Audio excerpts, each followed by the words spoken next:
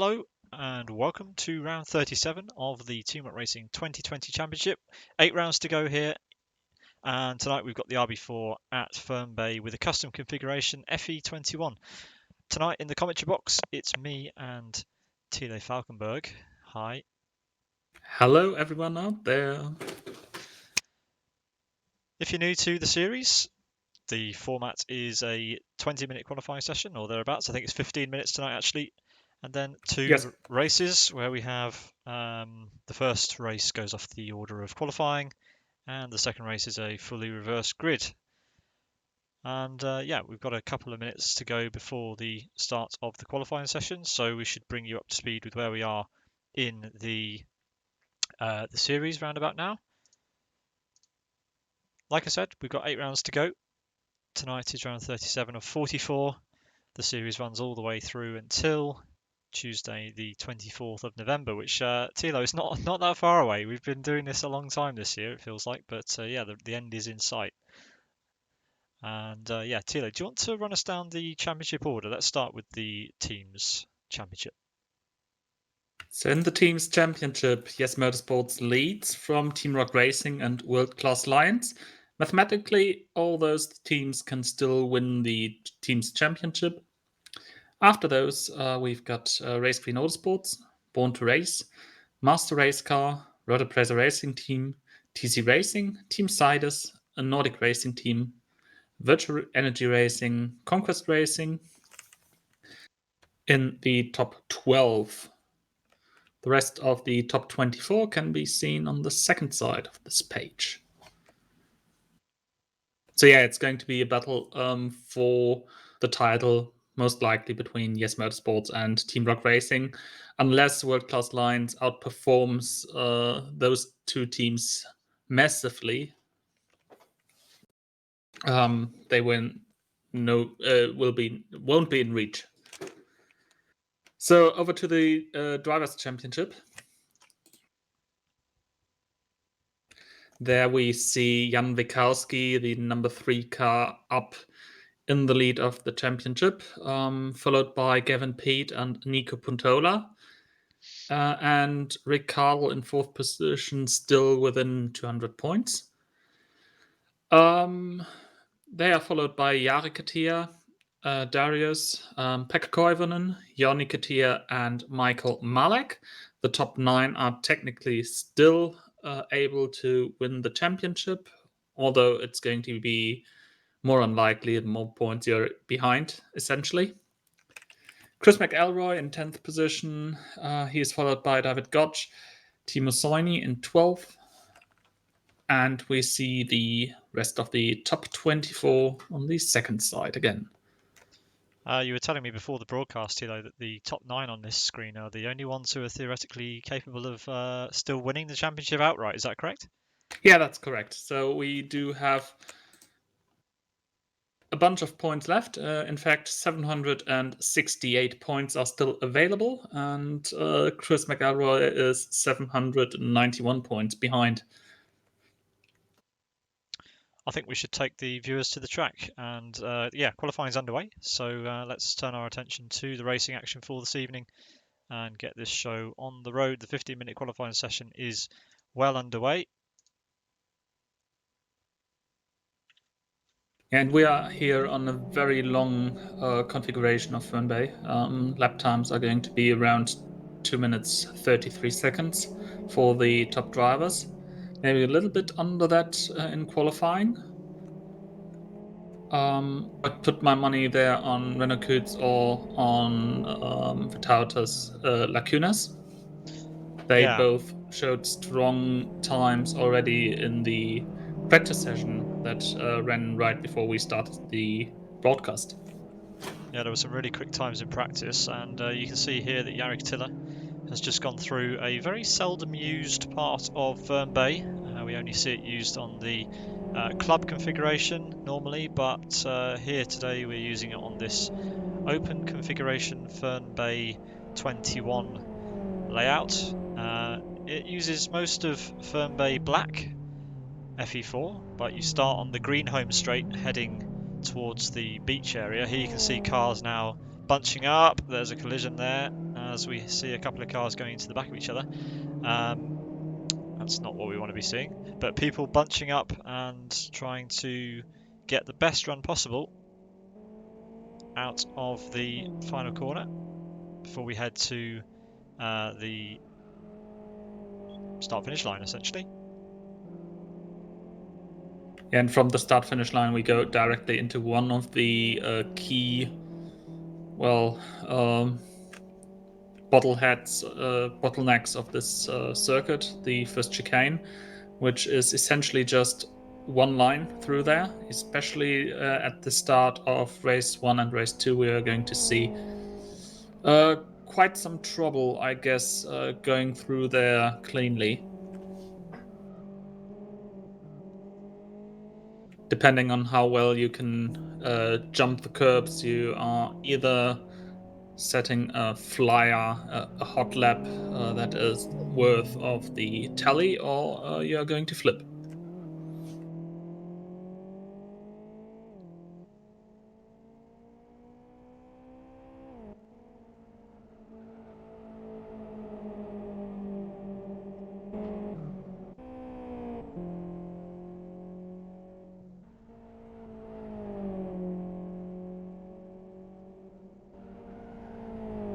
Crazy long outlap here. Yes, Motorsports Unite is approaching the final corner, and hopefully he's going to post a lap time for us.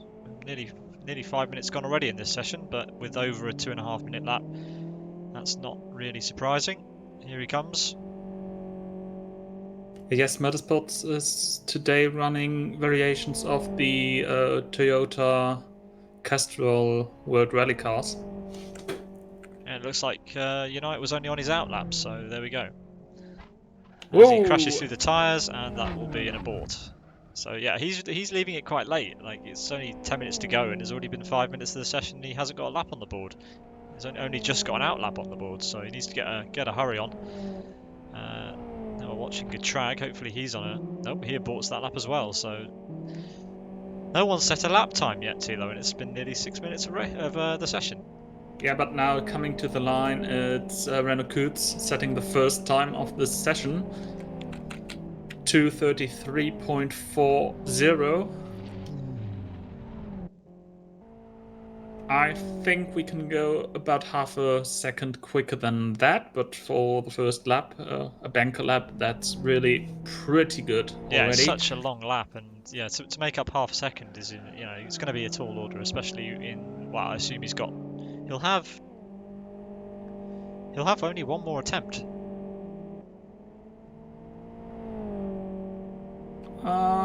Yes.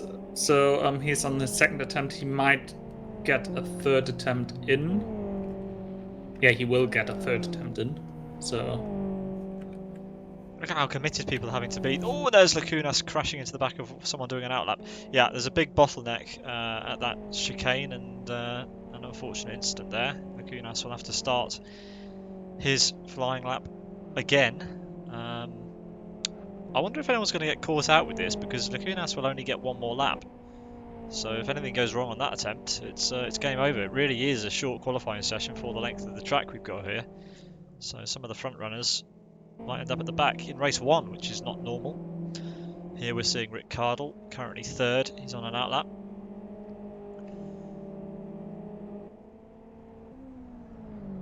It's important to get the tyres in the RB4 up to temperature, but you don't want to get them too hot, because it is a tricky car to keep the tyres warm on, being a four-wheel drive car.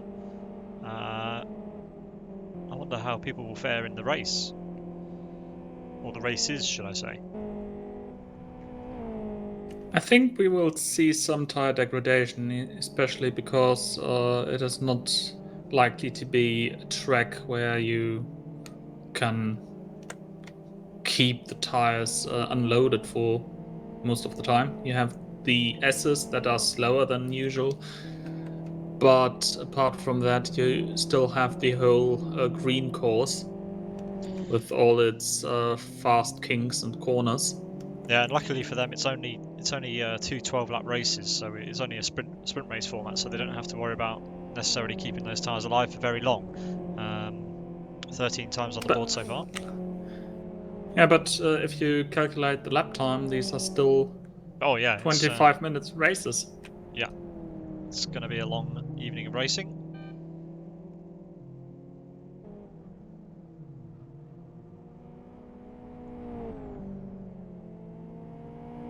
So here, Rick Cardle is building himself up for a lap. We'll go on board for a lap of FE21 with the Sidus driver as he puts the power down out of the final corner. We're using the green start-finish straight here, so quite an unusual lap for people starting with the green home straight. It's not a normal one. Here we head up to probably one of the trickiest corners on the track, the far chicane. It's all about how much you want to dare to cut that. Rick being erring on the side of caution a little bit there, but the car ahead of him taking it a lot more cautiously. So Rick might end up with a bit of traffic towards the end of this lap. Nice through turn number 3. The car ahead of him, that's Japan. So I guess, yeah, he's aborting the lap. Yeah, so Jaban will get one more lap in. If he starts it right now, it'll be close. He won't have any chance to do Well, a he slow will lap. make it. He's Yeah. got 6 minutes left on the clock about, and the outlap will be around 2 minutes 45 seconds.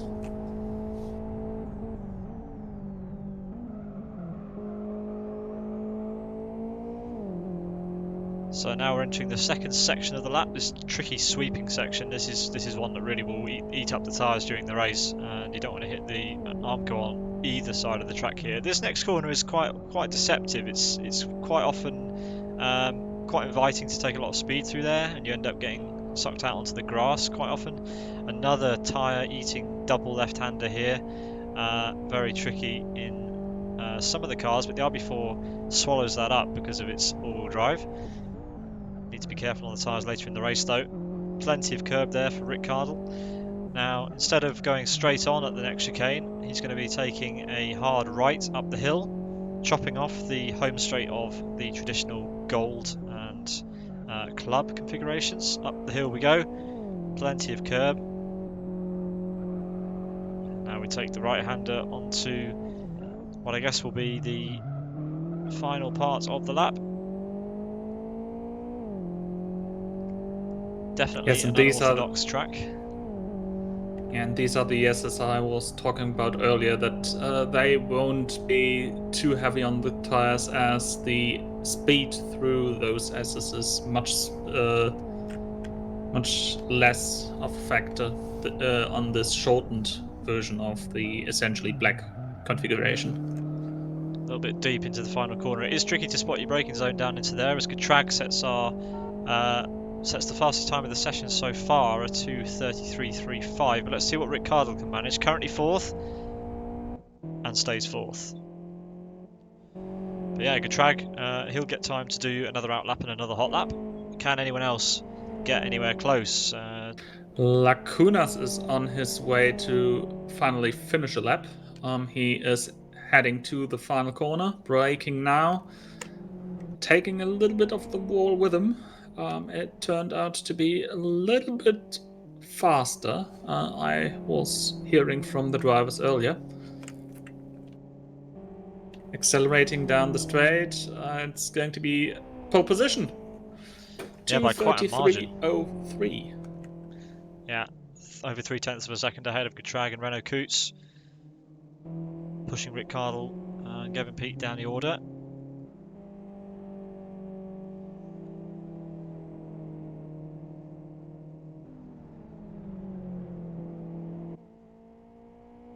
So you pretty much have to leave the pits now to make one more try, and Japan seems to have bailed on his last attempt again, leaving the pits one more time.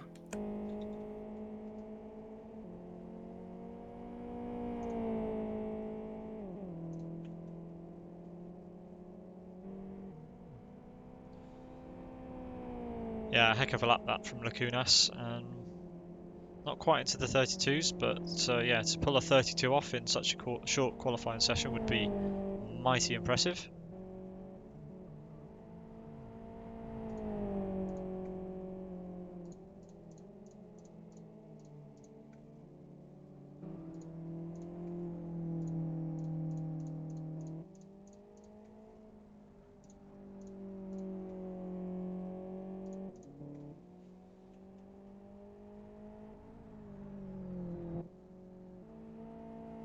Pekka Koivunen has done a decent lap. He's currently P7, 1.25 off the pace. I believe And he's he's coming to also the the line. next car Yeah. to cross the line on a flying lap.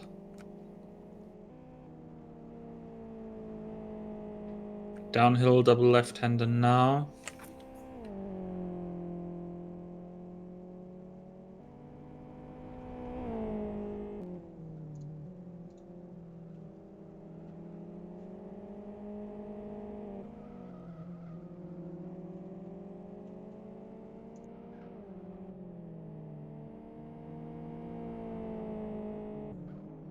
It was a decent split time last time round. Let's see what he's doing now. One of the problems around this track definitely is for us commentators that we are not really knowing how to interpret the split time. So 150, 1-0. Yeah, that's the issue with having races at tracks you've never had races at before. You're not really sure what to base your the numbers that you're getting on, so you don't have any reference. I bet any one of us could interpret the split times around Blackwood easily. No matter what car, no matter what restrictions are applied. But around this track, Yeah, before today we didn't even know what a good lap time was around here. I guess we'll find out at the end of the session. no improvement for Pekka Koivunen as he starts another lap. It looks like he has got enough fuel in the tanks, and Yeah, he's good. giving his tires something to work with. Yeah, good strategy that. He left the pits perfectly to get two flying laps on the bounce. But yeah, like I said, or like you said, his tyres. Hopefully his tyres can make the distance.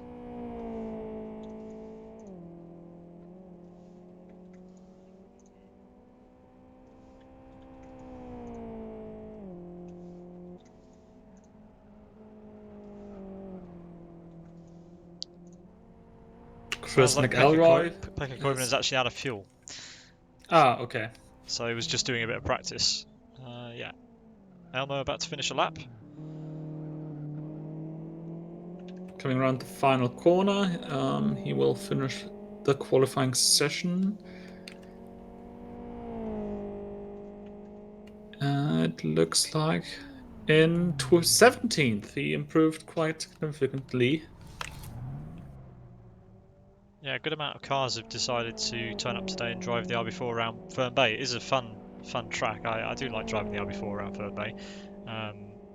Not the most popular car, but definitely one of the most popular environments in the sim. Renault Kuit's now coming onto the bridge. He has a 1:48.42 split time. That's about 2 seconds faster than Pekka Koivunen was. So he's definitely in contention for a top spot here. Will he improve his position? Yeah, he was one of the fastest cars in practice, and it is There is it. that is such a huge margin as well, isn't it? That's crazy that he's gone 4 tenths faster than a lap we already thought was probably going to clinch it. So yeah, not knowing what sort of lap times to expect, Renault Coots has absolutely laid down the gauntlet for race one. Japan coming onto the bridge, the penultimate car probably to cross the line. And I see Kig also trying to complete a lap.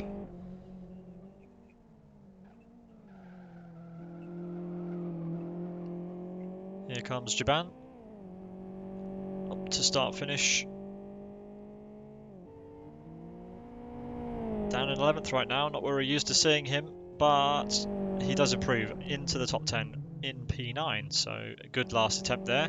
Kig likewise down in P13, can he improve? Taking quite a straight run at the start-finish line. Bit of a flourish, probably not expecting an improvement and does not improve on that lap. No, he used the session as practice because he was on his 5th lap already.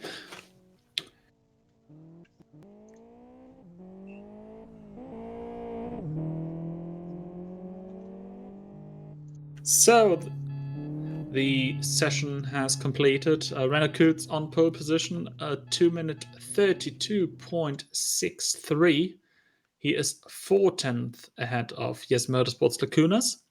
Third position is Getrak, followed by another Yes Motorsports car, the one of Trespasser, who we haven't talked about in this session so far. In fifth, Sidus Motorsports Ricardo, followed by Team Rock Racing's Gavin Pete. Then World Class Lions Pekka Koivunen in front of Kaike Propo for Energy Virtual Racing. Team Rock Racing's Japan in 9th position. Yannick Katia in 10th. 11th, Conquest Racing's Arco. Energy Virtual Racing's Andre Rayu in 12th.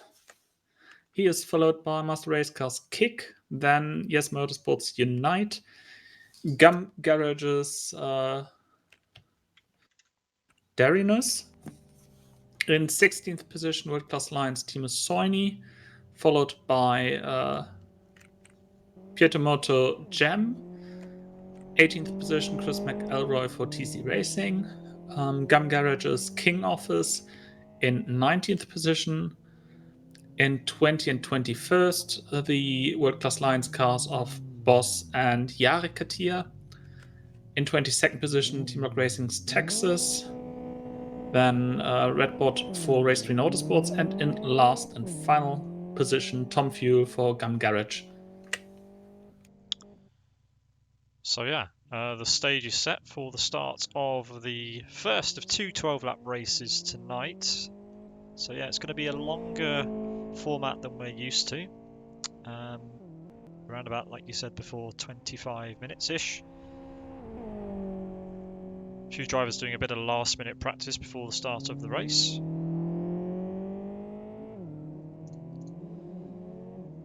But yeah, it's probably a good opportune time for us to talk about what's coming up on and around LFS.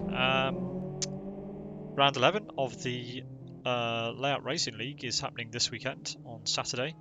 More information about that on the LFS forum in the New Dimension Racing subcategory. But a big one that we want to talk about here is the return of the NDR GT2, sorry, not GT2, TBO challenge. I'm getting ahead of myself.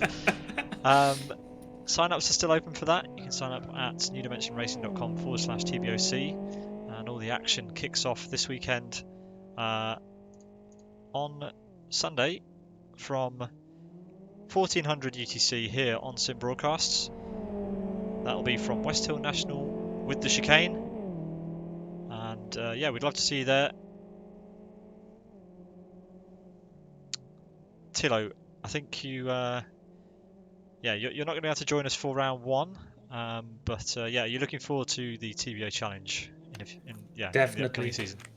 Yeah, definitely. TBO TBO challenge is a pretty nice little series from a few years back.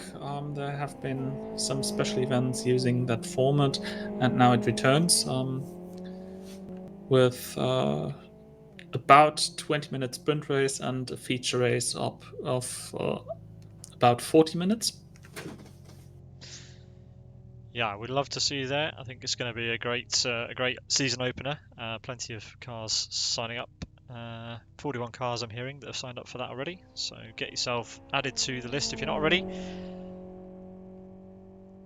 Back to tonight's action. We have got a cracker coming up. 12 laps around Fernbay 21 in the RB4. Around this custom Fernbay course. Around about 1 minute to go before the lights go out for the start of that race. And it'll be Renault Coutts leading the field down to turn number 1 through that tricky chicane where, Thilo, I think we're going to see one or two thrills and spills on the opening lap. Yeah, and maybe the chat can offer us their opinion how many cars will end up upside down at the end. Yeah, I don't like to predict that sort of thing, but I'll join in with that game. I don't know. I'll go less than 5. Yeah, maybe in race 2 we might see a few more incidents into the first chicane.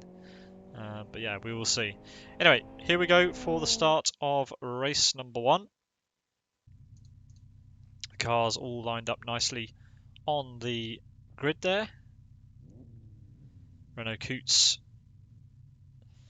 alongside him, Vitalis Lugutskas.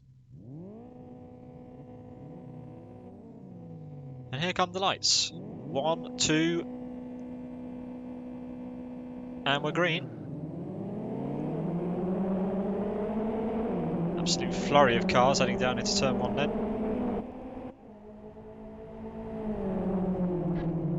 Let's see how they make it through this first chicane. All good so far up and down the field. So yeah, no one on their roof. Wow, okay. This bodes well. But yeah, Renault Koets has been done by... no, sorry, Renault... yeah, we only get updates of positions at the split times around here. So we have a Yes Motorsports driver in the lead. That is Lugutskas.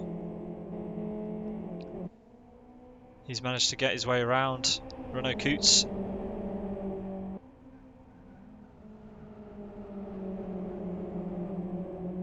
And amazingly, all 24 cars are still heading into the right direction on all 4 wheels. Fabulous stuff. Yannick Catilla's going for a move.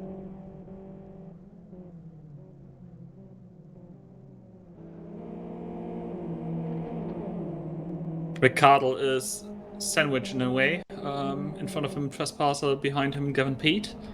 Getting a bump from behind and, yeah, bumping the guy in front.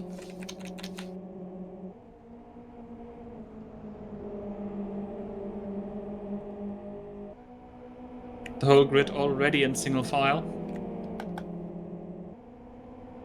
Yeah, but I think Ricciardo's going to try and go for a sniff. Maybe Gavin Pete even here. Yeah. Ooh, contact there. Ricciardo's giving a bit of a push, and there goes Gavin. He's going to try it around the outside. I think Rick wanted to protect his position from Gavin Pete, but then Trespasser was so conservative on the brakes that the door opened for him to try a move, and now Gavin Pete is the lucky third in this group. Yeah, good tracks all over the back of Renault Koets through the hill section. So we've got 2 packs of 3. Trespasser leading the second group currently with a little bit of a gap now over Gavin Pete. And yeah, further back we've got a little squabble behind there, I guess, from Piroppo down to Arajo, the kind of Energy Virtual Racing sandwich, if you like. Big sandwich. Looks like Unite's going for a move on the end, inside of Arco, Japan as well, yeah. And 3 wide, Unite, Arajo and Arco, but Arco was climbing the curb there and under contact. So he slots in behind as they go through the fast chicane for the first time in racing speed. Yeah, it's so tricky to do well that chicane. They'll be doing it 24 times this evening. That's a lot of times to do that first chicane flat out. But so far so good in race number 1 here. The Kunas leading comfortably from Renault Koets as we head on to the back straight on lap number 2. I say comfortably, it's not that comfortable, is it? Renault Koets is right there. A little bit further behind, P16, the 28 of Boss, just defended the position from Jam, and this now led to Chris McElroy taking the position of the black car.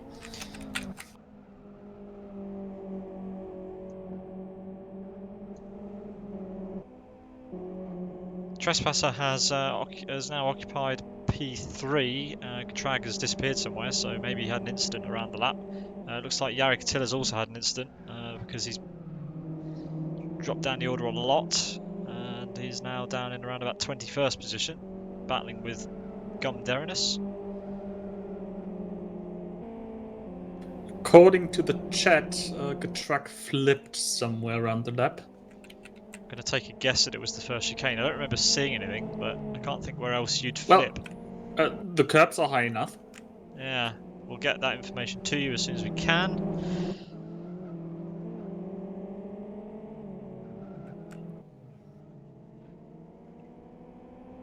So it was the first chicane where Getrag rolled the car.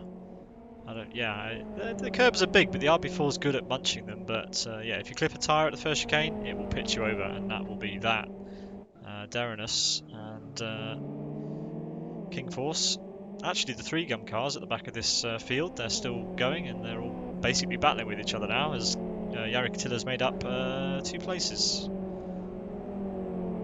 And I think there is a trespasser train now forming from 3rd down to 6th. Yeah, 7th soon joining. Is a trespasser train happening. Let's see how they all fare through this first chicane at full speed. Nice top-down angle there. Nicely does it for each of them. None of them run too wide on the exit, which is just what you want. Rick Cardle's sizing up Gavin Peat again.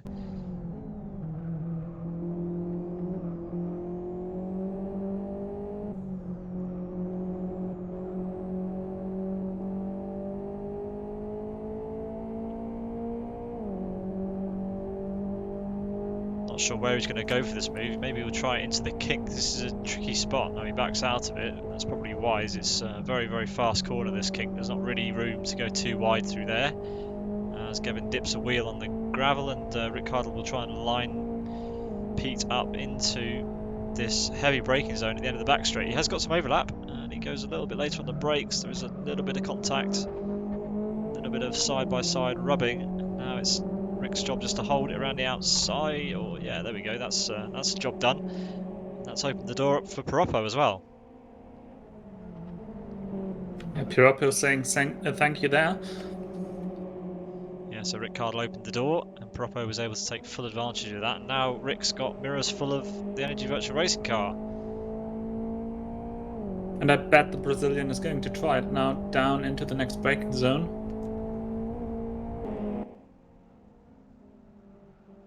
At least he showed himself in the mirror. Yeah, and Japan now finally joined this group.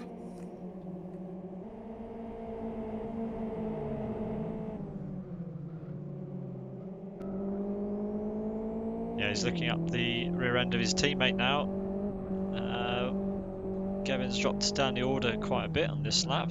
And now Trespasser really is the truly in this train.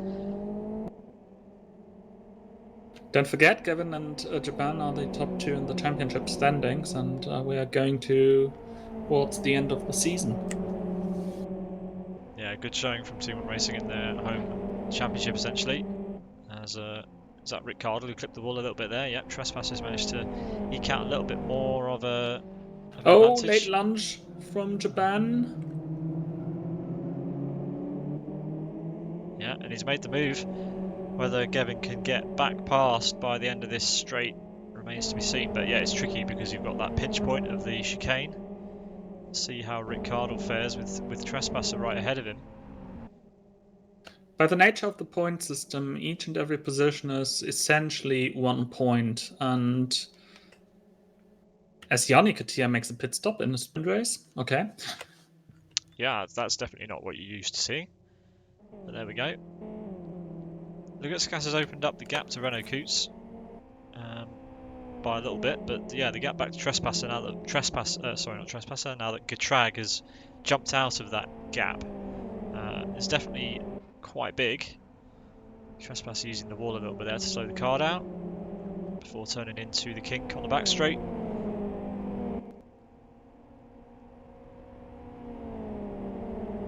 Looks like Rick Cardle's able to gain on him in this next part of the lap, so let's see how this unfolds.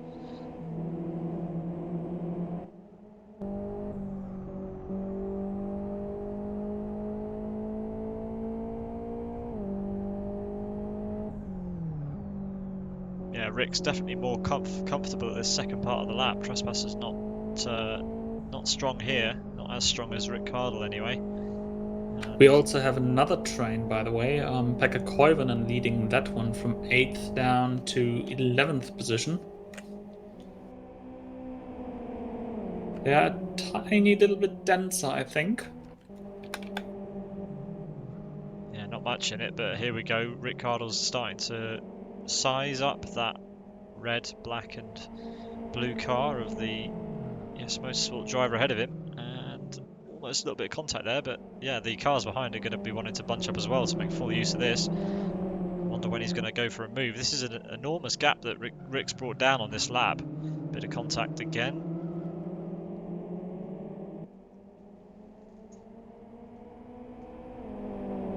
I wonder if Rick can stay underneath that rear wing onto the back straight. I reckon there might be a move on here. Good exit. Doesn't touch the wall. Trespasser goes defensive. And Rick thinks better of it. Trespasser using that wall to slow the car down.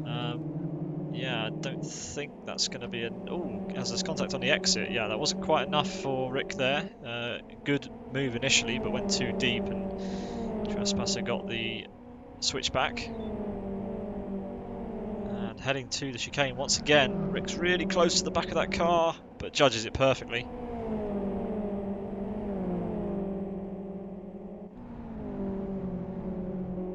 Somewhere in the last split, it looks like Arco, Unite and Andre Araujo have switched positions somewhere. But anyway, as that stacks up, Arco and Unite, P9 and 10.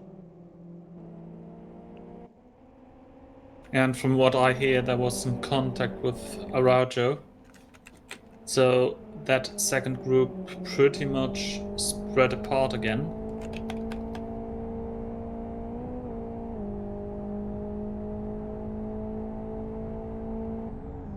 Rick's desperate to try and find a way past Trespasser. He's a lot closer now than he was at this point last lap in this sector. So I wonder if he'll try and make a move in a different place.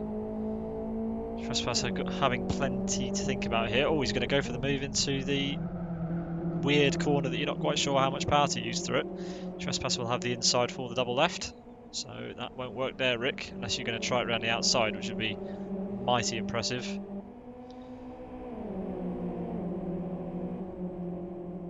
Nice try.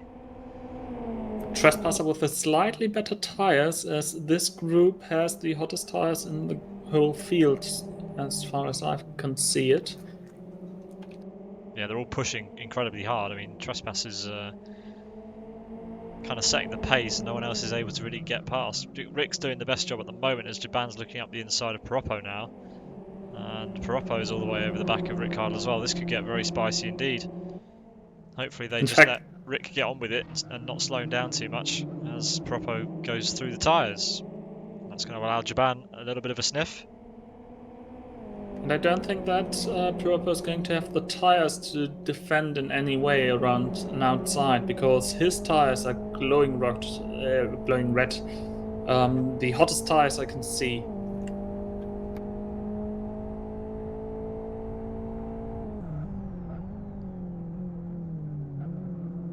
Oh, Rick's gone incredibly deep. Ooh. Yeah. Wonder whether Trespasser's going to get him back on the exit. Yes, he does again. So it's a carbon copy repeat of what happened last lap.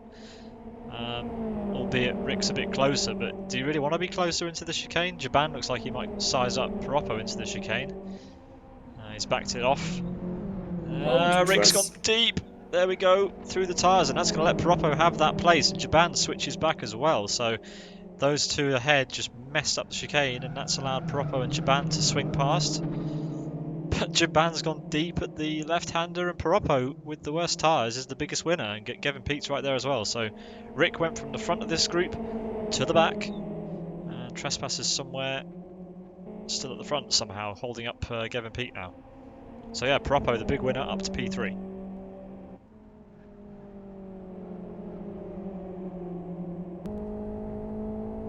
And it already looks like he can pull away, as Trespasser is using more and more tires to defend from the three cars behind him. Yeah, Piroppo just needs to settle into a rhythm now, try and keep those tyres cool for which in a couple of corners' time will be halfway through the first race.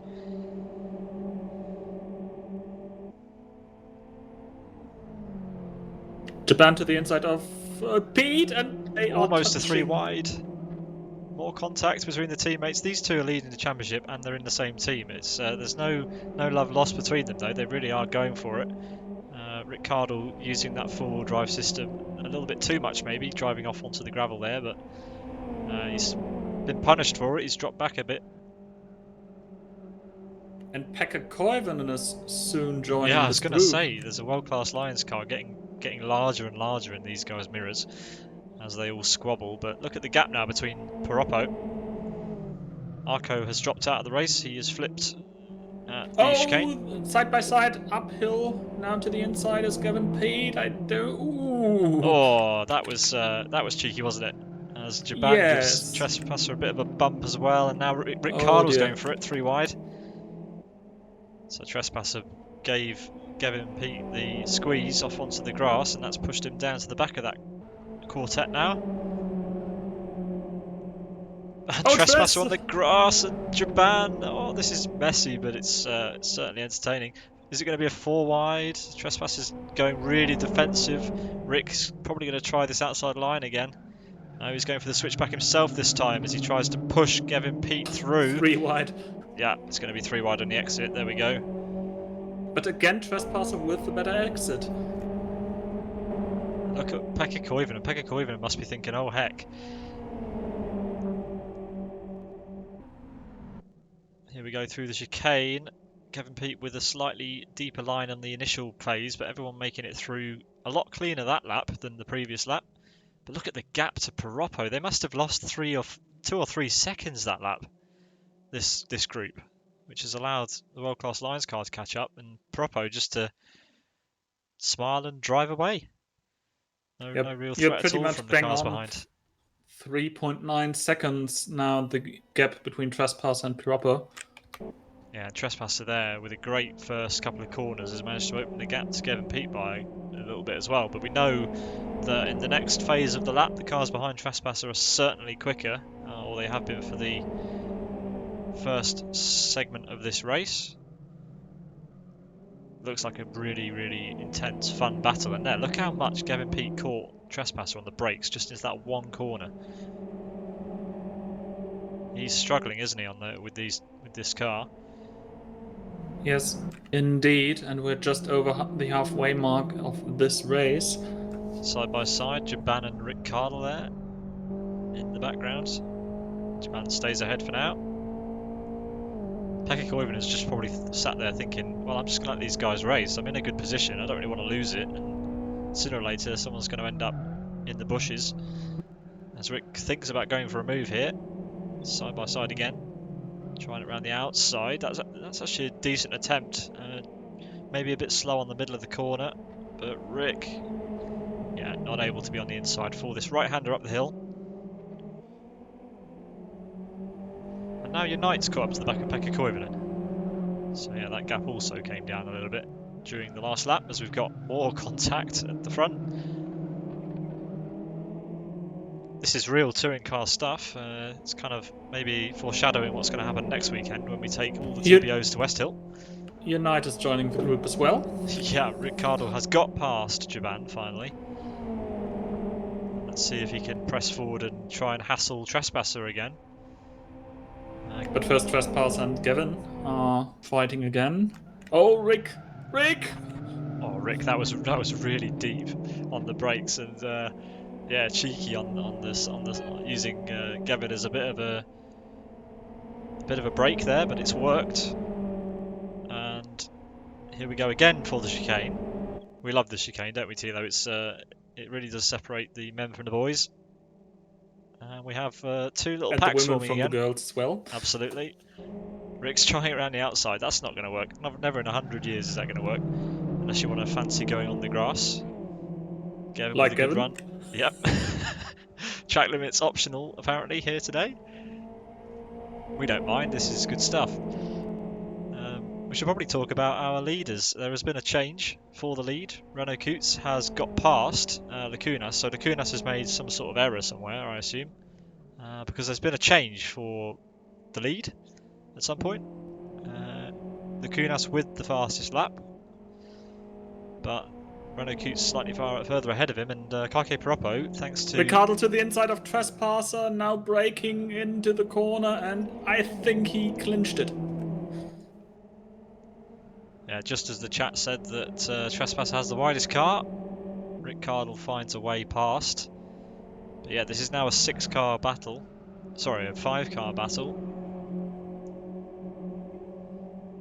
We're hearing that Lacunas completely botched the first chicane last lap and had to recover a lot of time, and that let Renault Coutes get past. So the gap that he had completely disappeared, and Renault got past him. And that's why the first chicane can cause all sorts of upsets. Now, Trespasser's he's not gonna get past Rick Cardle, I don't think, unless Rick makes a mistake. Rick's been hassling him the whole race. Managed to get from the back of this group to the front. Great stuff. Oh, Trespasser goes wide. Oh, and now his tyres are gone. He just can't cope with this car anymore. And that's let Unite, his teammate, and Pekka Koivunen getting amongst the battle. Unite giving Trespasser a bit of a push there, and Pekka Koivunen says thank you very much. So that promotes Gavin Peat to 5th, Jiban to 6th, sorry. And Pekka Koivunen, after just being patient, has made his way up to P7.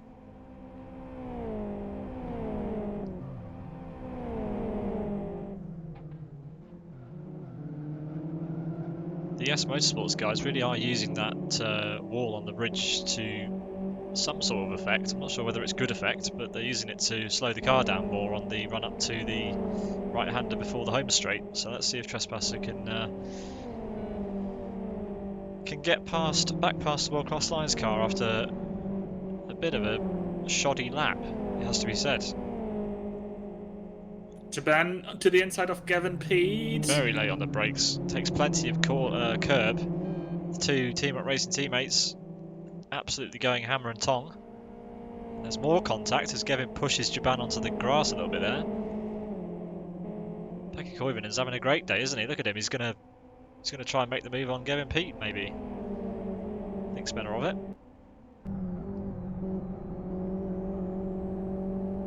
I hope my presence doesn't jinx it for Pekka Koivunen, as when I was in the commentary booth, he used to lose his great positions due to some tough luck.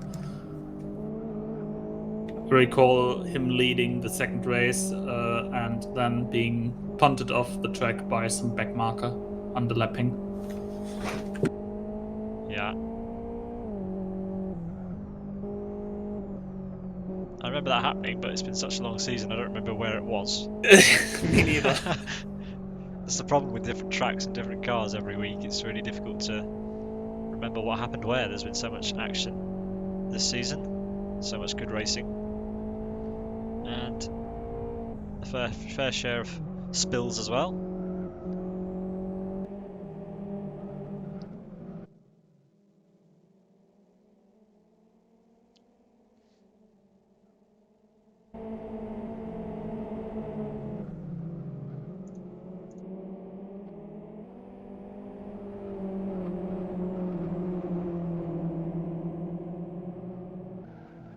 Seems like this is the closest battle on the track right now between the S Motorsports teammates and World Class Lines.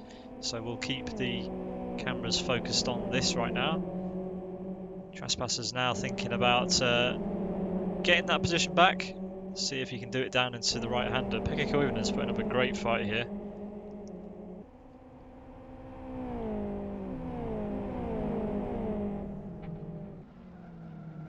As you see, Trespasser using that wall to slow the car down. World Class Lines car getting a little bit eager on the brakes and touching the back of Gavin Peat, who sounds his horn in frustration.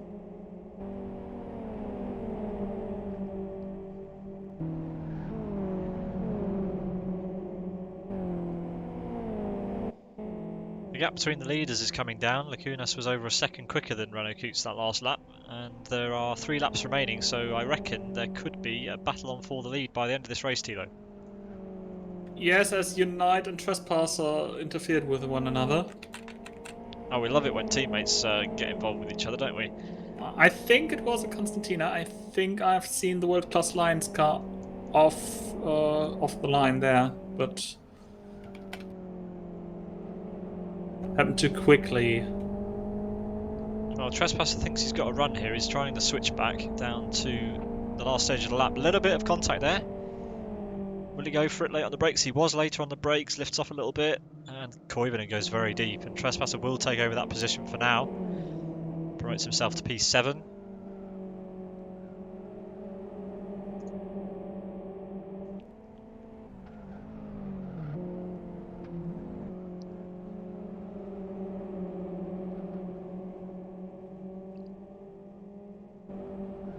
And now Unite fancies a go. He's hassling the bumper of that RB4 as we head under the bridge for the 10th time. The gap between the leaders is still coming down. Thilo, where do we stand? Bumper to bumper, essentially. They are less than half a second apart from each other, and under the braking, they are now starting to feel each other in a way. Top two cars both honoring Isaac Price on their roof. Unite went for a bit of a move there on Pekka Koivunen. It's side by side now.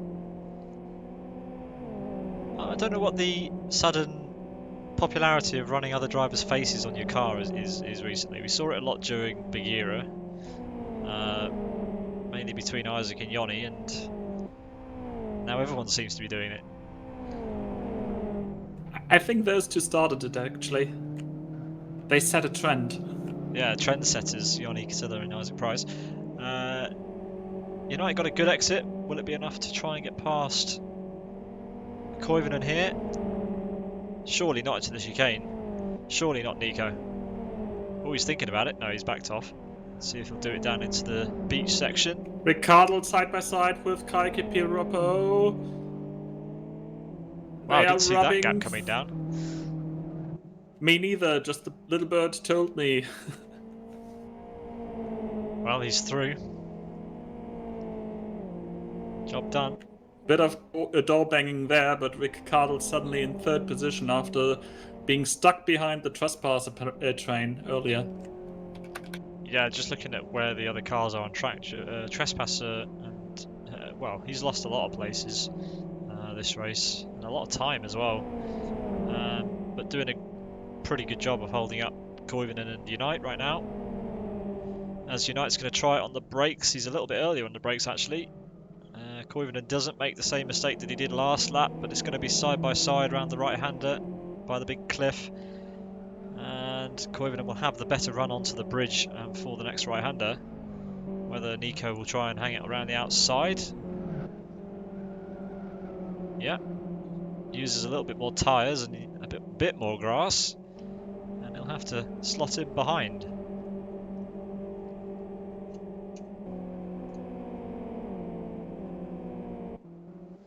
So, Lacuna's now going uphill right at the bumper of Renault Coots for the first spot.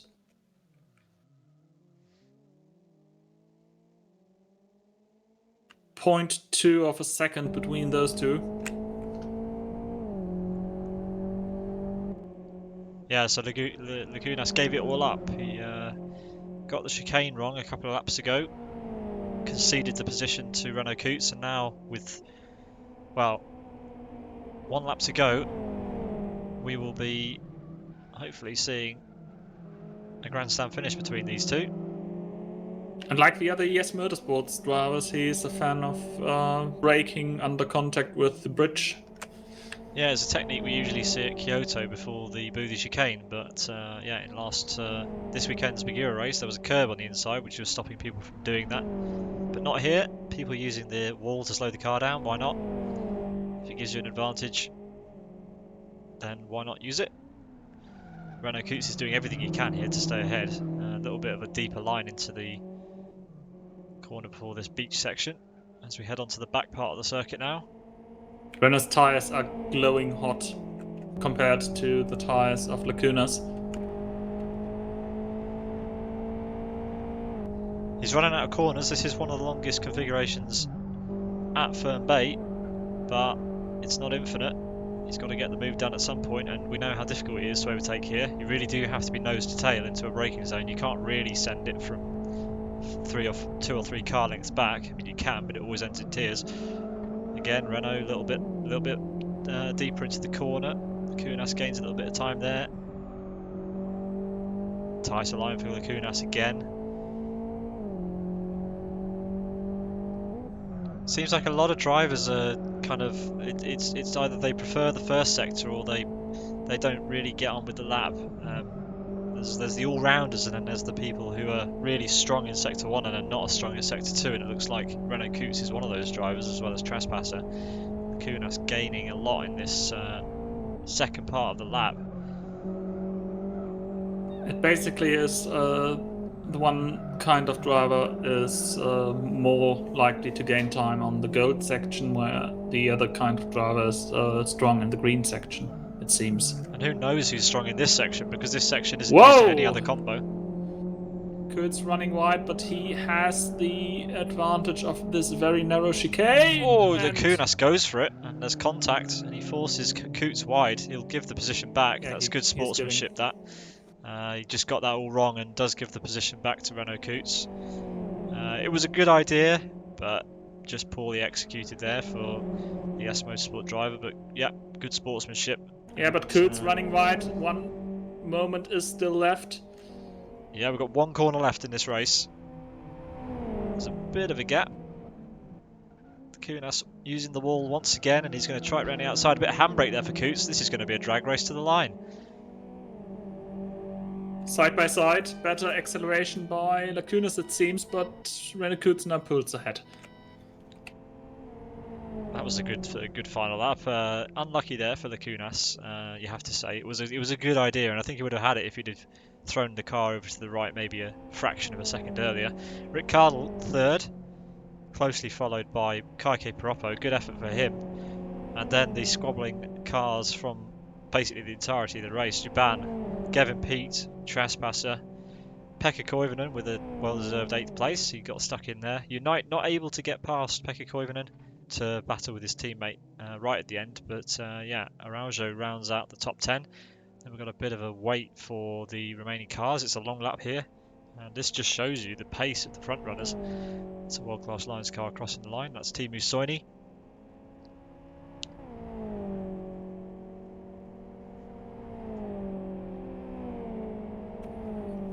So I must say Kick now over the line in 12th position. He's followed by the 616 of Jam. In 14th position, world-class Lions, Yannick Attia. After making a pit stop, he still got up to 14th position. So he gained 9 positions since his pit stop. He rejoined in 23rd. 15th position, Gum Garage's Daniels, followed by Chris McElroy for TC Racing. 17th position, Team Rock Racing's Texas. 18th and 19th for World Class Lions. Again, Jarek Attia in front of Boss, like they have been in qualifying. Race Green Autosports Redbot in 20th position, and the 22 finishes are completed by the Gum Garage cars of Tom Fuel and King Office. Yeah, so a longer race than we're used to. That was how long was that race, Thilo? 31 minutes and wow. 18.07 seconds. It didn't feel like half an hour, I have to say, but yeah, a lot longer. 10 minutes longer than we're used to. So good stuff. And another one to look forward to. Reverse grid racing. And yeah, fully reverse grid of around about 20 cars, we believe, will start race number 2 and thunder their way down to turn number 1, the pinch point of the chicane. And Renault Koots has got it all to do from the back. Him and Lacunas are going to be... they're going to have all sorts of fun trying to get through. But judging by the spread of the cars across the start-finish, and with half an hour of racing, it's definitely going to be possible, I think, for them to make it through if they're canny and they pick their battles.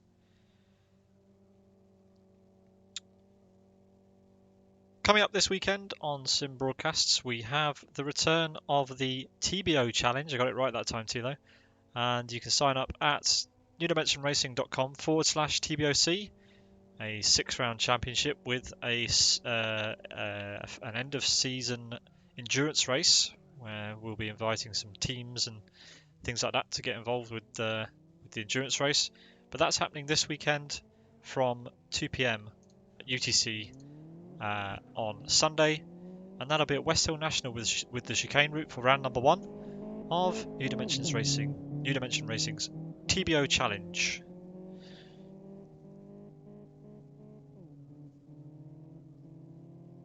We'll take a quick break here and we'll be back for the start of the half an hour 12-lap reverse grid race here for round 37 of the Team Up Racing 2020 Championship. Don't go anywhere.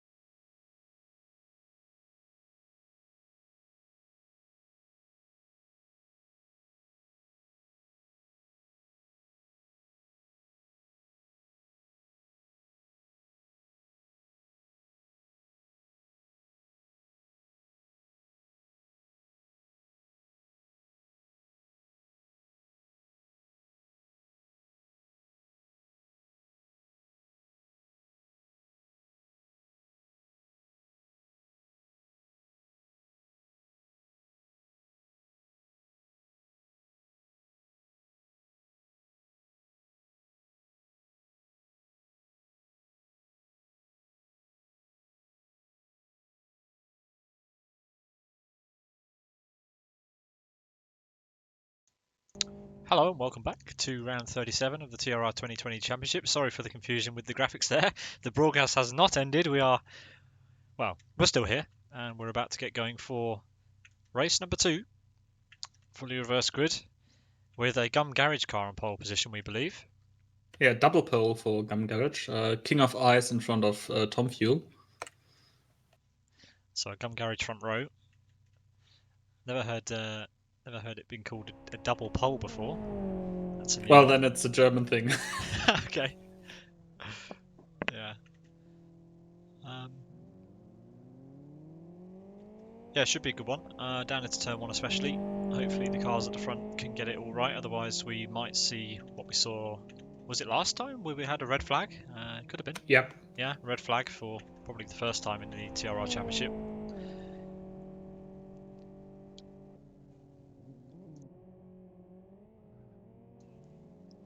Here we go then for the start of race number 2.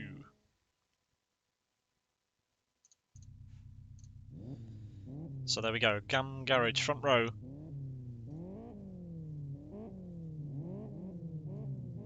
King of Ice ahead of Tom Fuel. King of Ice in the blue RB4, Tom Fuel in the yellow, 4 lights, and we are green for race number 2. Jump start for Pekka Koivunen, that's going to be a disaster for his race. And we're 3 red wide through already. the middle of the Gum cars. Yeah, red bot, straight through the middle, great stuff. We don't want to be filtering too wide, the tyres have already been cleared. And there's a whole gaggle of cars heading down to turn number 2 then. 3 wide. That's Elmo having a good little lunge up the inside there. He's side by side with Yarrick Tiller and Boz. And he's made the move stick. Still got some Gum Garage cars at the front. Red bot's cleared off. Tom Fuel P2. Boz is there in P3 for World Class Lines. And again, no one flipped on lap 1 in the chicane, so our bets were awful. Yeah, news at the back. It looks like Lacunas has made a better start than Renault Coots. The last split anyway, Renault Coots was down in 21st and Lacunas in P18. We've got 3 wide ahead here. Is that Paroppo? Paroppo's involved there somewhere. He's leading this train. Further up ahead, we've got Elmo being ganged up on a little bit by Unite there, going around the outside now.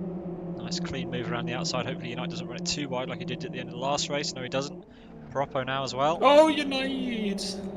Into the back of the World Class Lions car.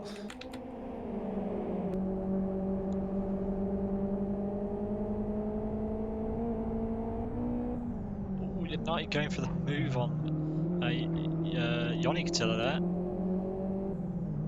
Next up the road is Yari Katilla, but he still needs to get this move done on Yoni. Yoni got the power down a lot earlier there and has managed to keep it. Yeah, father and son now up the hill, and father let son pass.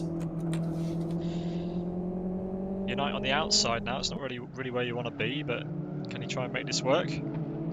Gavin P to the inside and says bye-bye to Unite and to Yari.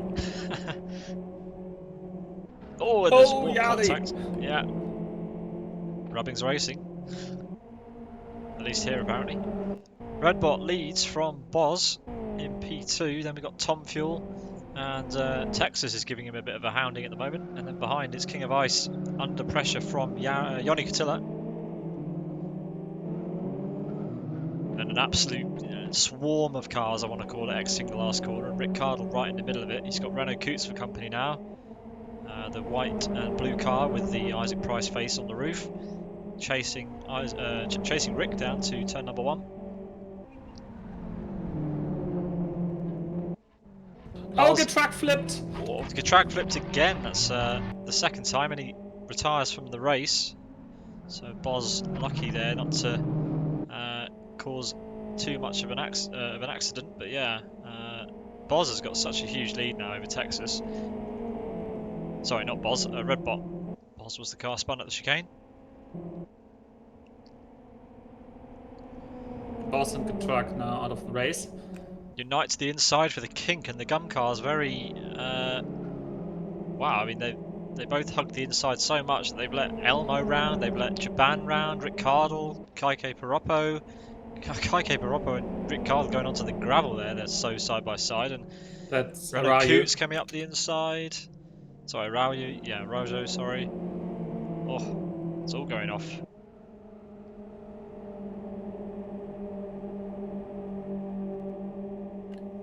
Indeed, it's a swarm of cars suddenly starting to swallow their victims.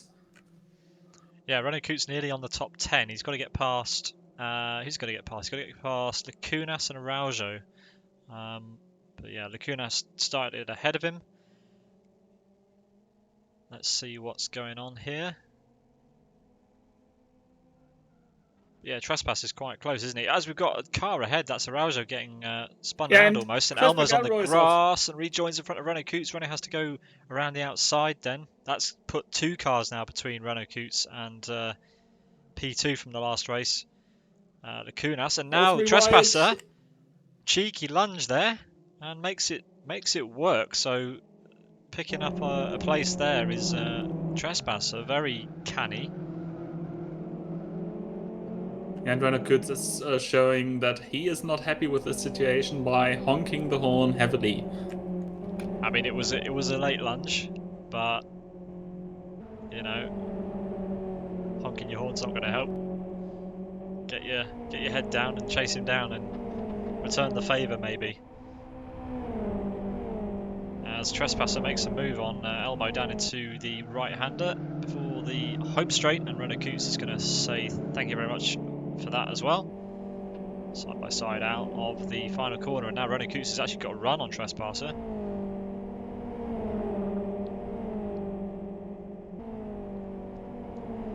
Definitely not going to make the move here. Fastest lap, by the way, by Gavin Pete. Renault Coots ran into the back of Trespasser. Side by side up ahead between Lacunas and Rick Cardle. Rick Cardle still ahead at the moment. Gavin Pete somehow ended up in second position, now chasing Redbot.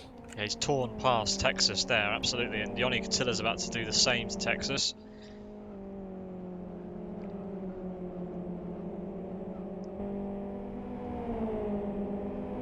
Yoni lining him up. Try and make the move into the left-hander at the end of the back straight here. Later on the brakes. And it's done before the corner. That's a nice move for Yoni up to P3. Texas demoted to P4, and now the Wolves are waiting because Unite, Jaban, Yari and Rick Cardle are the next cars that Texas will have to defend from. Dips a wheel, and that's going to let Unite up the inside, and the move is made. Texas still with some trouble with that car, and he lets his teammate through without any issues. So Japan and Unite promoted. He was put offline by a slight touch of Unite. Japan very wide again there. Getting dirt on the tyres. Dirt really is a big problem with this car sometimes. If you do drop a wheel, it makes it quite tricky to turn in or accelerate out of the subsequent corners. And Japan throws a tyre at his teammate. Like you do. Yeah, it's nice of him. Always good to have 2 spare tyres. Rick Cardle having a side-by-side battle now with Texas, and it looks like he's going to be passed, or is he? Renault Coots has dropped down the order a lot, and he's got heavy front right damage. Do we know what that was caused by? Who's he been into? I feel like that looks like a lot of damage, and judging by the fact that he's still running, I'm guessing that that's either been caused by a stray tyre or something else. Big gaggle of cars around Lacunas. There are the 2 Energy Virtual Racing cars, as well as Texas. Side by side they go then, Texas and Lacunas. And yeah, Texas. Not into the chicane. No, luckily. They thought about it. As Texas runs wide again, that's going to let Trespasser through. So Texas falling like a stone, and now the Energy Virtual Racing cars going side by side. Almost a spin there. Around him. Yeah, well, yeah, exactly. One to the left, one to the right.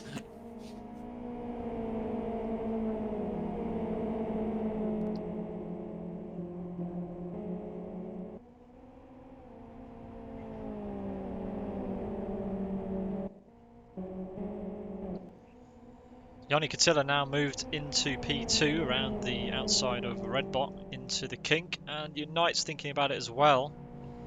Yeah, Unite through on Redbot as well. Now Jaban's thinking about making a move on the race green car as well.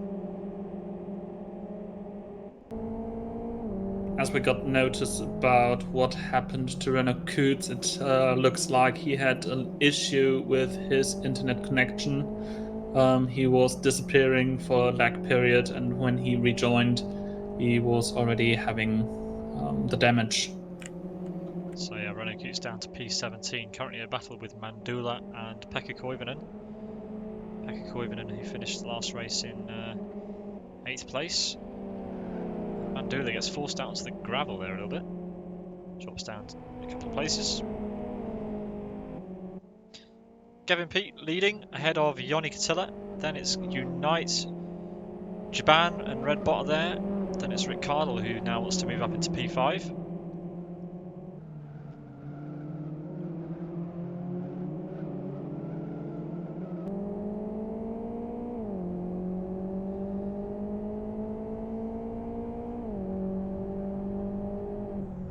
Yarikatia passed by Trespasser and now has to defend against Kaike Piroppo.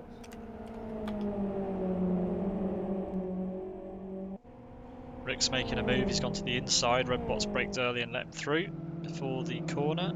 It's very nice of him. Rick, with that line that we've been used to seeing him doing this evening, a very deep line into the right-hander, the final corner.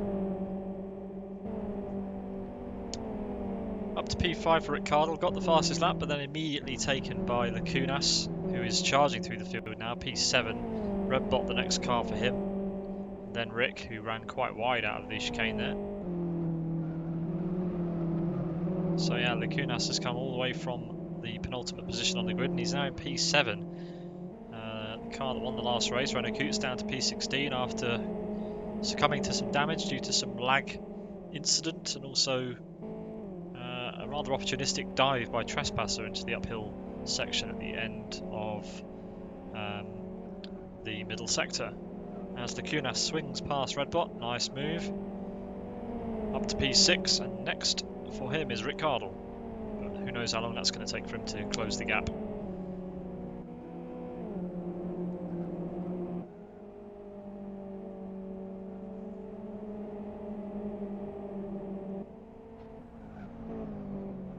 Something which is rather atypical for a TRR race. The second race is a little bit less densely packed. Most of the cars are now stretched out into a little single file line, with the occasional battle of someone going around someone else who started ahead of him.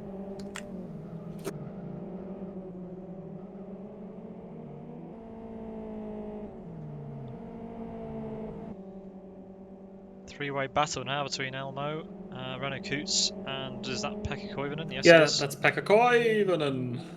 Renault Coots adding to that front right damage a little bit, helping Elmo around the corner. It's easier to drive without a right front quarter panel. And Renault is now, well, I mean, I don't know how he saw that going. It was quite a late lunge, and Elmo took his normal line and was pitched around a bit there. And that's let Mandula now past Renault Coots as well. Though this would have gone a-okay if Pekka Koivunen was not late on the brakes and pushed also into the back of Renault Coots' car. Lacunas has closed up a bit on Rick Cardle, but it's going to be tricky in, what have we got now, 7 laps to go for Lacunas to make any sort of inroads on Kevin Peat, who is absolutely thundering away out front. Lacunas still setting best lap times.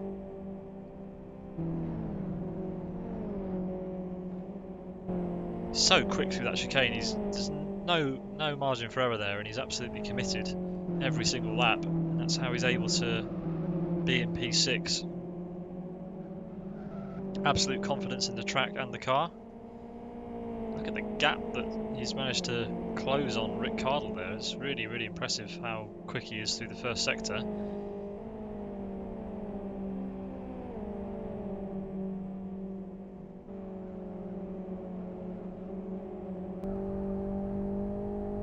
Japan this time around the fastest driver through the first sector. But he's quite some way behind Unite. I think Unite will first visit Yarikatia.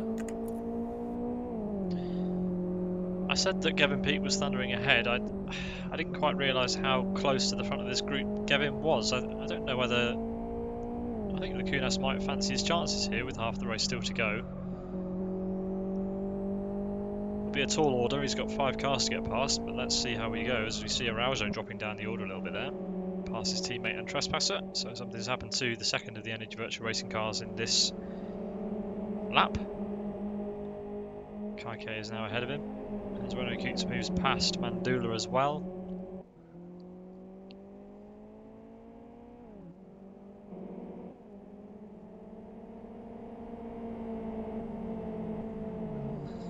But now Rick Cardle has his mirrors full of a Yes Motorsport car. Lacunas really has closed that gap up.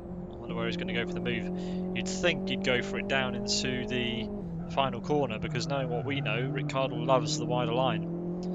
Or he might not like it, but he keeps doing it. So maybe Kunas, if he gets it right, he might have Ricciardo out of the last corner. What do you reckon, Thilo? Well, I think Lacuna's... Oh, someone's going wide in front. It's Japan. Oh, heavy hit into the wall. Unite as well, apparently. But there we go, Japan losing out to... yeah, the S Motorsport drivers love using that wall to slow the car down. Rick was a little bit wide, but not as wide as we have seen him, and Lacuna's not able to get past on that occasion, but he gained a position anyway. That's one fewer moving chicanes to get out to get past. Japan back down to P6.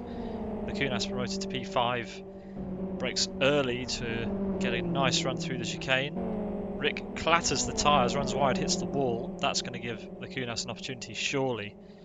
Or not, it doesn't look like Lacunas got the smoothest run, and Japan thinking about making a move, but follows behind anyway. The momentum Lacunas lost from lifting was still bigger than the momentum Ricciardo lost by touching the wall and on the exit. We just lost Texas from this race, who was running up front for quite a lot of it, and not sure Rick why he spectated. Running wide again. And Lacunas has got a run here. Now to the inside into the braking zone. Move made. Be tricky for Rick to get him back, considering the pace of Lacunas. But yeah, Lacunas is one step off the podium now. There are the podium sitters just ahead of him. Only one corner separating the top 6 here, after around about 20 minutes of racing.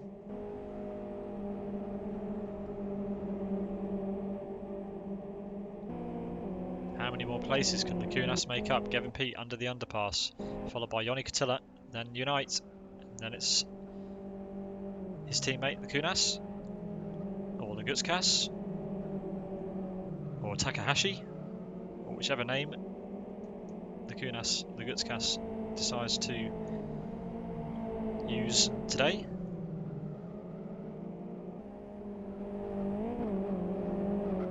The man of the many names. We should just call him Vitautas, shouldn't we, really? Yes. Although its official entry simply says V. Dot and not stating his full first name here. Indeed. Japan now looking to get past Ricciardo. Ricciardo flashing his left indicator for some reason. Maybe he's put that on by accident. I don't know. It's actually his hazard lights, so maybe he's going to let Japan pass. I don't know. Doubt it. Japan to the inside either way. Has a little bit of overlap. Late on the brakes. And through.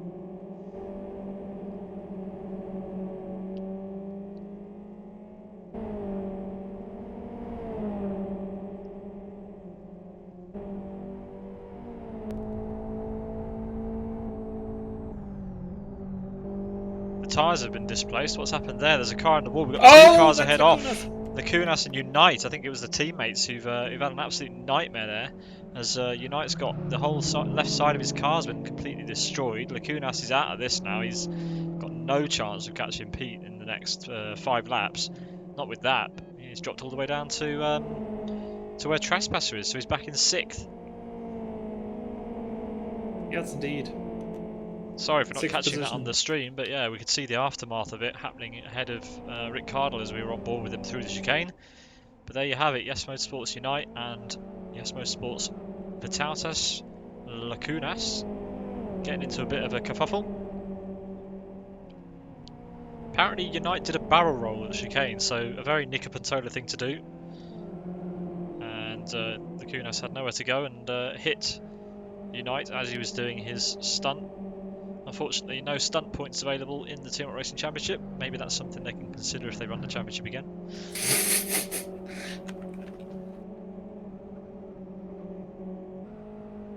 That was sarcasm. Yeah, I know, but I had the images in front of my head about a jury deciding how many points a barrel roll gets and what a spin gets. Leaders are fighting. Joni Katia is now at the bumper of Gavin Peet.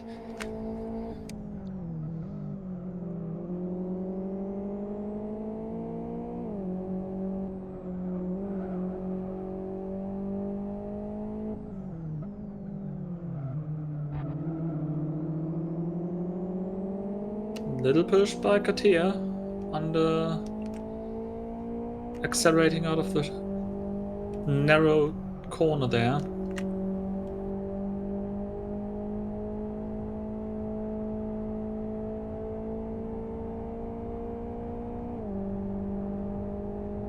Yanni with the slightly better tires. As Gavin runs wide, Yanni with the... About a similar exit, really. Yeah. As we've lost Lacunas from the race, he retires from P6, not sure why, maybe just had enough of his damaged car. But yeah, the second place man from the first race has retired now from race number 2. We're riding on board with Yanni Catilla as he chases down Gavin Peat for the lead of race 2 here. 4 laps to go, 9 laps completed. Just to give you an insight about the consequences of Lacuna's spectating, the team championship points are calculated by the best 2 drivers of a meeting, and now with Lacuna's not finishing, essentially the win for Yes Motorsports doesn't. No, the second place for Yes Motorsports doesn't count towards the team's championship. All right.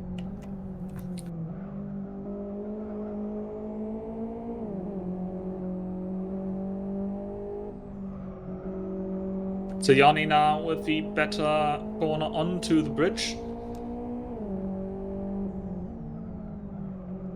Gavin taking a more defensive line.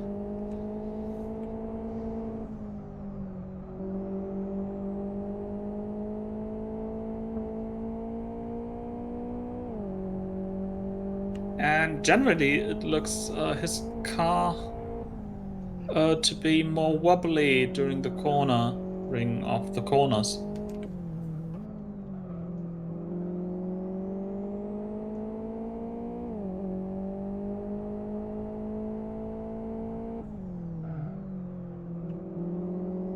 This is where we saw Yanni giving Gavin a little bit of a push the last time around. Let's see if he decides to try a similar thing this time. Gavin's a little bit further ahead of him as Yanni gets on the grass, and that won't help his exit at all. Yet more time appearing between these 2 cars, and it looks somewhat neutralised right now. As we have got another trespasser train. Oh, we love a trespasser train, especially when there's some Energy Virtual Racing cars there to get involved in the mix. They've been like this for a while though. Piroppo ahead of Araujo and an Arco in the background. Arco didn't finish race 1. And Trespass having to go very, very defensive from Araujo. That's Unite ahead, he's nursing that car. That car ahead of Trespasser has done a barrel roll, so I don't know what Trespasser's excuse is here. He needs to get a mover. I just look into the suspension data and his left side dampers are gone. What, Unite's dampers are gone? Yes. And he's still driving, okay. Yes. Well, if you can call it driving. Yeah, Unite's gone off the track, through the chicane, and here comes Trespasser now. I wonder if he's going to get overtaken by Araujo or get past his teammate. I wonder what's going to happen first. But those Energy Virtual Racing cars aren't giving Trespasser an easy time, are they? They really are all over the back of him. I wonder what Unite's going to do here as he hops over the curb and bounces off.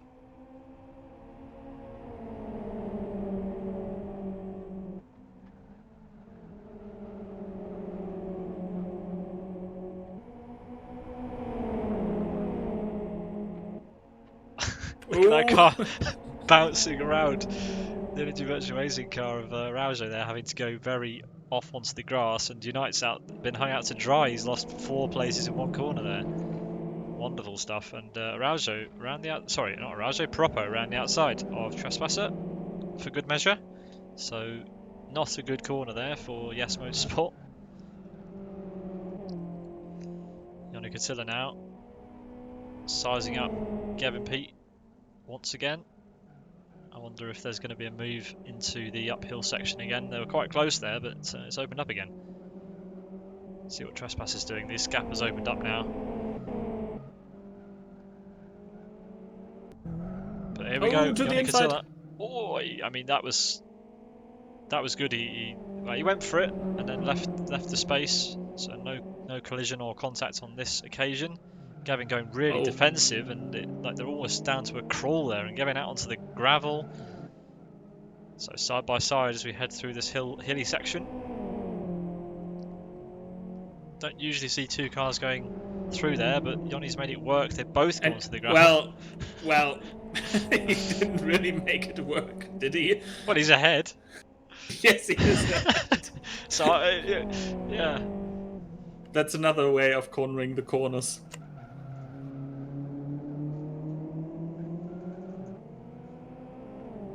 Yanni Catilla moves into the lead of this race with a side-by-side rubbing pass through the final sector. And across the line we go with 2 laps remaining here for round 37. And in the background it looks like Ricciardo has still got Jaban for company. Ricciardo trying to distract him maybe with those hazard lights. Jaban actually... Well, it worked.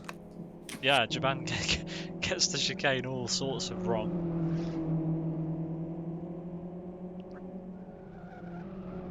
I guess we will get some angry letters afterwards again for jinxing some races. I don't think we've jinxed anyone this race, have we? Not knowingly. I suppose by commentating you are foreshadowing. Well, you shouldn't foreshadow, but we do a lot of foreshadowing. Anyway.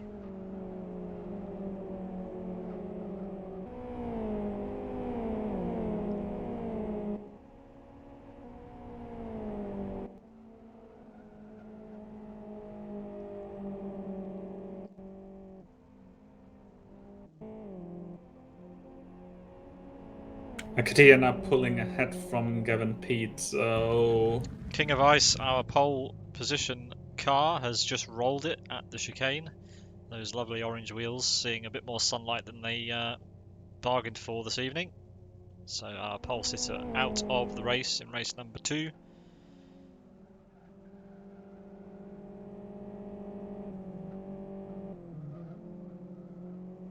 There is a battle for 14th position between Jari Katia and Chris McElroy.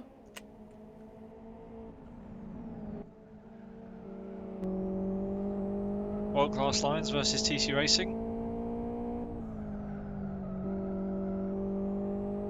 Oh, Jari is using most of his lock. Tyres are burning, I expect. Yes, there's one solid red surface. Well, we know that Elmo was doing some last minute setup adjustments before this race. I wonder if they've paid off. Whether we can put that to good use and get past the World Class Lines car, who knows? Or whether Yari's able to defend that place. He's only got a lap and a bit. Yanni's opened up that gap as he starts the final lap now. Cross start finish, heading down towards the chicane. Followed by Gavin Pete, then it's Rick Cardle, who's dropped Jaban a bit with those hypnotic hazard lights.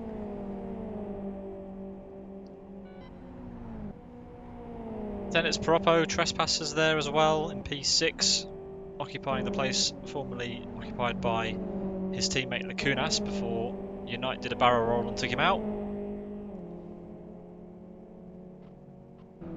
Then it's Arco for Conquest Racing. Unite still driving with those. Yeah, but horrible he's going to be swallowed by Pekka Koivu anytime soon. I mean, Nico, fair play for you for trying to finish the race, but that is a terrible looking car. I don't want to know how it feels to drive it. Right, it must be fine. It must be fun because he wouldn't still be doing it otherwise as he runs really wide there.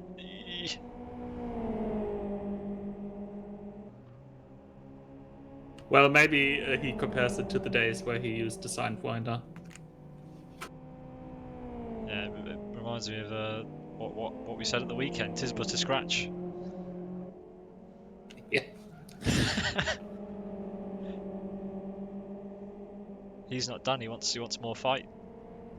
And so far, so good. He's keeping ahead of Pekka Koivunen, but how long that's going to last for, I don't know.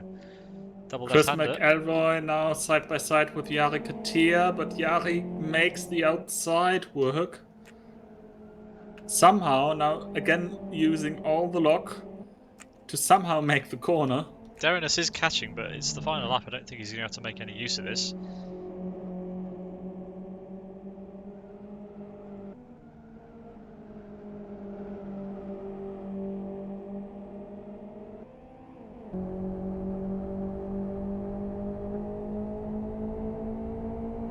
Jari running wide on the exit. Elmer's gone a bit Chris deep on the there. outside. I mean, he used the runoff to perfection there and braked. Yeah, he's hit his marks, and I think the corner's his. And here comes Derenas. But we'll have to turn our attention to the number 30 World Class Lions RB4, which is currently being driven by Joni Katila, who comes across the line to win race number 2 here for round 37 of the Team Up Racing Championship. Well done to Joni, and well done to Gavin Peat, who comes across the line in P2. Then it'll be Rick Cardle and Jiban. Those hypnotic hazard lights doing him a solid. Then we've got Energy Virtual Racing coming across the line, Paroppo, Trespasser, and Araujo. Arco finishes this race in P8. A battle to the line between Pekka Koivunen and Yes Motorsports Unite. Unite, with that damaged car, comes across the line to claim some points for Yes Motorsport. And just ahead of Pekka Koivunen. Just outside the top 10, Red Bot for Race Green, followed by his teammate Mandula, P11 and 12. Kig for Master Race Car in P13. Then, very close between Chris McElroy and Derenas, and Jari Katila, P16, Teemu Soini, P17. And yeah, I believe that rounds out the finishers for this race. I think there's still someone. Is there a... Yeah, Tom Fuel is Tom still Fuel's on still the track. going round, okay. Thought there might have been one more I going car. think he crossed the line about 5 to 10 seconds before Yannick Katia. Ah, so it'll be a bit of a long wait for him to come around, but yeah, we will wait nonetheless. Yeah, and Yannick Katia already passed him on his celebration lap. Okay, so go and put on the kettle, go and get a sandwich. We'll be back here. I'm kidding. Yeah, we'll just wait for Tom Fuel to come around and finish his lap. But that was a great race. Unfortunate that Unite took his teammate out. I'm sure there wasn't any intention there, of course. But yeah, it can't have been fun for the Kunas, who decided to abort his run after that incident. It would be interesting to know how you can, well, intentionally take someone out while barrel rolling.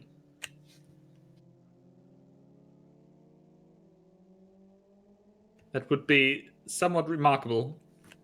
Or you would be playing Burnout.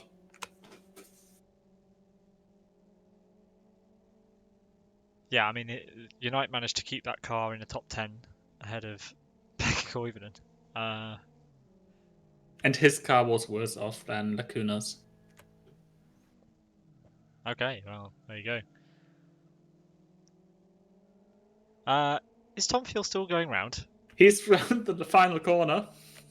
Here he comes. Well, at least he's finished the race. That's Yari behind him, I presume. On the lead lap. There we go, just on the lead lap. 18 finishers. And there we go, there's Joni Katila taking up the start-finish line. Deservedly so.